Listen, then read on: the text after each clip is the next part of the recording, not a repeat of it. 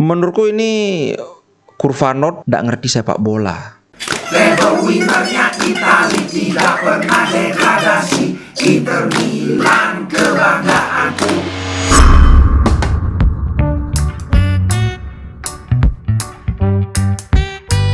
Halo Sobat Ngomin, apa kabar? Kembali berjumpa dengan Ngomin di Ngomongin Inter. Sebelum kita mulai bahas tentang Inter, aku mau mengingatkan bahwa sekarang aku udah bikin Facebook fans page. Silakan di follow. Oke, kita nanti mungkin beberapa kali aku akan posting di sana sambil berinteraksi juga di grup-grup Inter Milan. Kemarin karena beberapa kali ada yang ngomong, "Bang, bikin grup Inter Milan dong di Facebook." Aku pikir ngapain bikin grup Inter Milan? Kan sudah banyak banget. Ada Ici, ada Kofi, ada Interisti garis keras. Oh, banyak banget. Coba kalau kawan-kawan gimana sih pendapatnya tentang Ngomin bikin grup Facebook Inter? Kayaknya nggak perlu ya, udah banyak banget. Nanti mungkin aku akan lebih memilih berinteraksi dengan melalui itu aja, fans page di Facebook aja kalau ingin di Facebook. Oke, jangan lupa di follow. Alright, langsung saja. Pertama soal kemarin ada yang nanya, "Bang, gimana Bang? Katanya Mavropanos ini sekarang mulai menanjak." Kemarin kan kita ingat nggak? Kita ngincar Gvardiol, tahu-tahu sudah banyak yang ikutan ngelirik. Kemudian Piala Dunia dia mainnya hebat banget. Sekarang sudah tidak terjangkau untuk ukuran kantong Inter Milan. Jadi lupakan. Kemudian kita juga Bremer. Aduh, langsung ditikung sama Juventus kan. Nah, sekarang Mavropanos ini sampai saat ini market value-nya itu sekitar 15 juta, tapi sekarang Atletico Madrid ikutan, kemudian Wolfsburg juga ikutan. Yang saingan kencang sih cuma si Atletico Madrid aja. Kalau Wolfsburg kan bukan tim yang besar banget. Aduh, kita lihat saja sih Mavropanos. Kalau aku sudah klik banget, aku sudah suka banget dengan stylenya ini defender yang satu ini. Kita lihat nanti kalau ada berita lagi tentang Mavropanos, aku akan update lagi ya. Nah, kemudian Lukaku, makin ke sini Inter makin ke sana. Jadi memang Inter itu kan cuma minjem semusim saja. Nah, katanya di pembicaraan internal Inter Milan, manajemen semakin mempertimbangkan untuk sudahlah kita anggap rugi aja, nggak usah perpanjang lagi untuk minjem Lukaku. Ini senada juga dengan memang Chelsea ingin mulai bongkar gudang, mau cuci gudang. Yang kemarin sudah aku bahas, kemungkinan Lukaku ini akan dijadikan paket buat beli si Osimhen. Kalau aku sih biarin lah, sudah kemahalan Pak. Kalau gaji dia cuma 4 juta oke lah main segitu. Mending Zeko toh, ya nggak. Kecuali nanti dia bisa membuktikan di sisa akhir musim ini bagaimana. Tapi walaupun sehebat-hebatnya Lukaku main, aku kayaknya sih nggak usah diperpanjang. Kalau menurut kawan-kawan kayaknya banyak yang juga berpendapat serupa ya. Apalagi gara-gara Lukaku kita nggak jadi ngambil Dybala. Mungkin ini akan disesali secara berkepanjangan sama manajemen Inter Milan ini. Kemudian berita baik lagi, menurutku ini berita baik ya.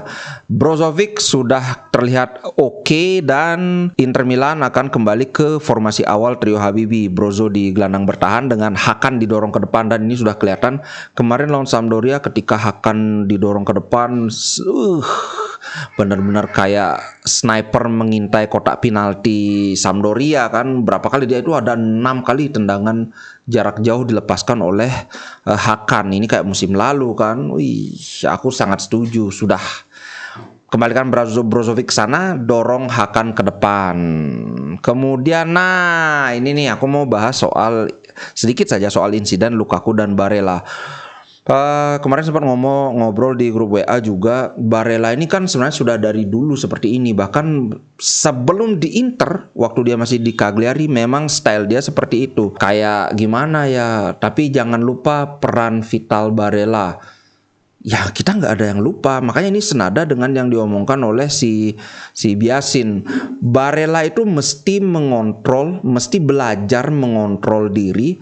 Tapi aku tetap ingin sebuah tim dengan 11 Barella kayak gitu. Jadi ya kita kita tidak mengecilkan arti Barella, cuma ini adalah masalah yang kalau dibiarkan ini akan jadi duri dalam daging. Karena yang sebenarnya kesel sama Barella itu bukan cuma Lukaku saja, cuma kan memang Lukaku yang apa ya, memang vokal ngomongnya, karena jangan lupa Lukaku sebelum dia akhirnya pindah ke Chelsea, dia tuh calon kapten Inter Milan. Dia memang punya apa ya, punya jiwa kepemimpinan gitu. Jadi dia orang udah diam kamu, udah digituin kan si Barella. Jadi menurutku Barella harus belajar mengontrol dirinya, karena Barella ini salah satu kelemahan dia adalah dia sangat temperamen.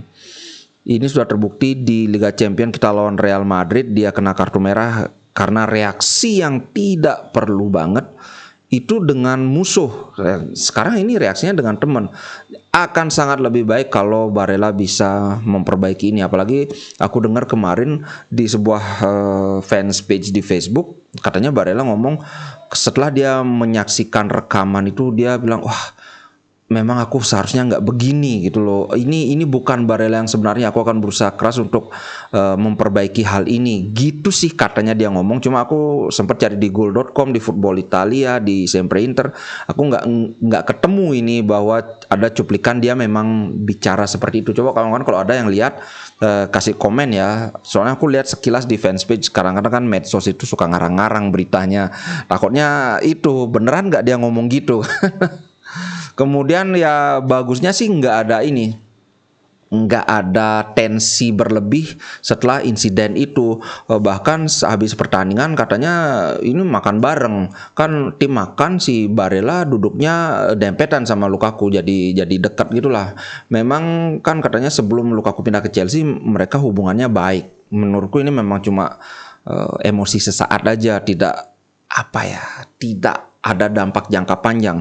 Ini merupakan hal yang aku mungkin perlu ditiru dari orang barat ya. Aku pernah ceritakan kalau di kapal bisa orang perang mulut itu kayak mau berkelahi, tapi nanti habis kerja udah minum bareng di kru bar kan. Kalau orang Asia, Indonesia itu kalau sampai beradu mulut itu bisa sebulan minimal nggak ngomong.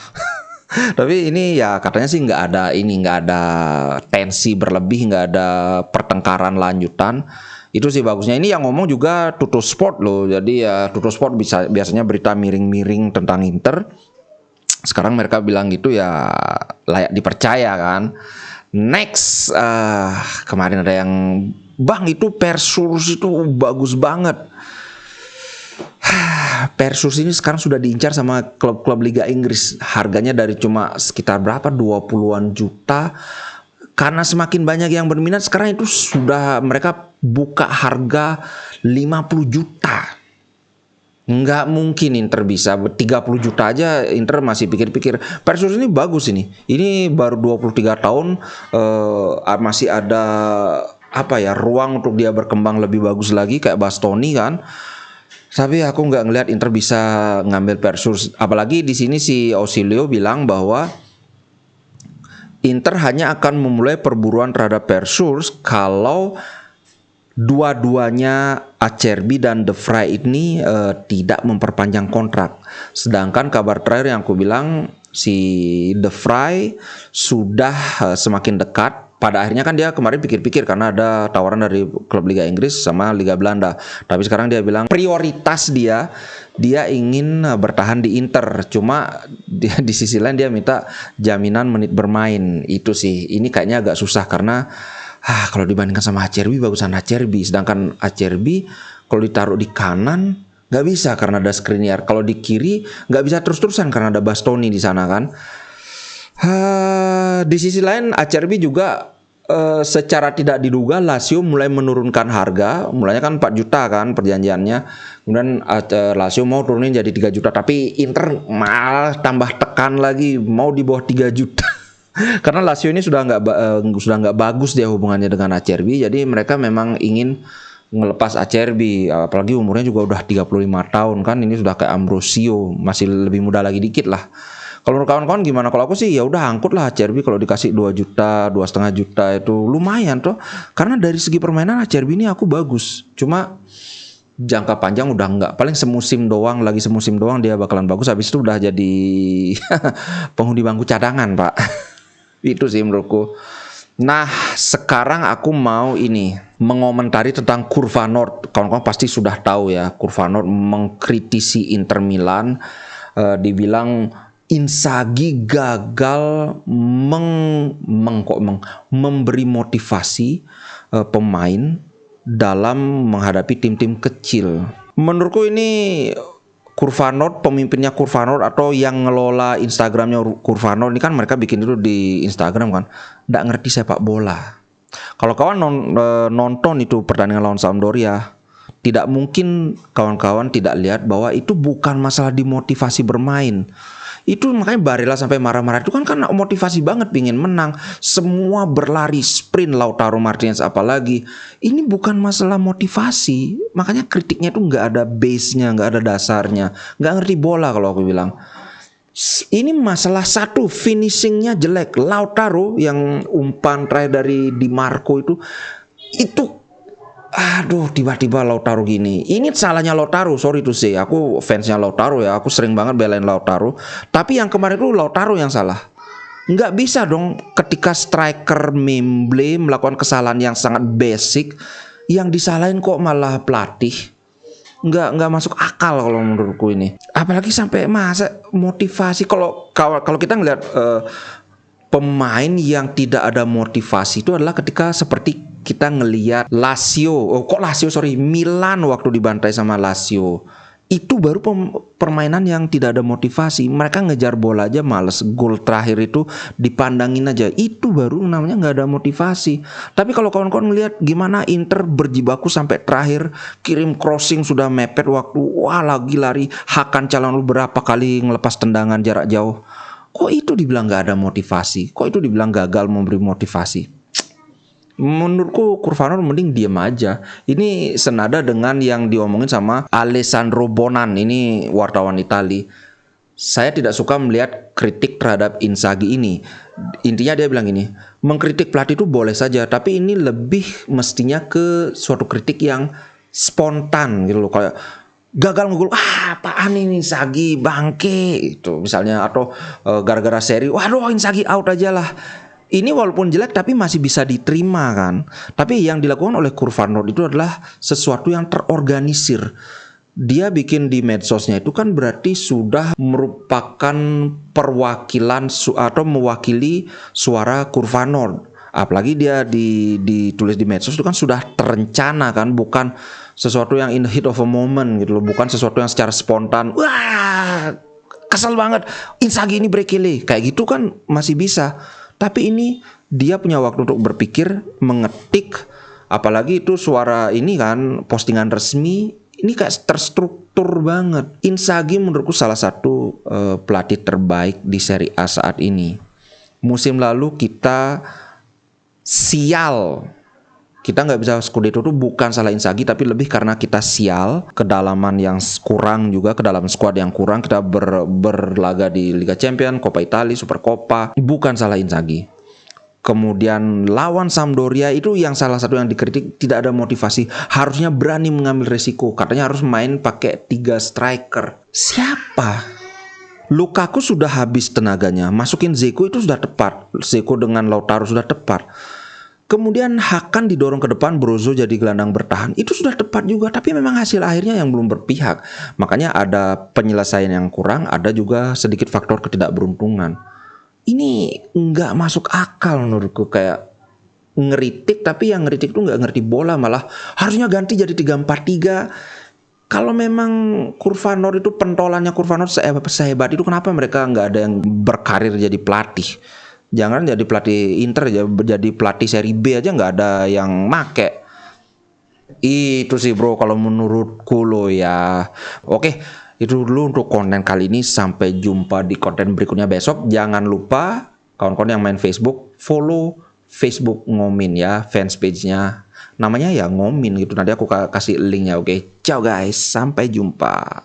Inter Milan di dadaku, biru hitam warna darahku, label winnernya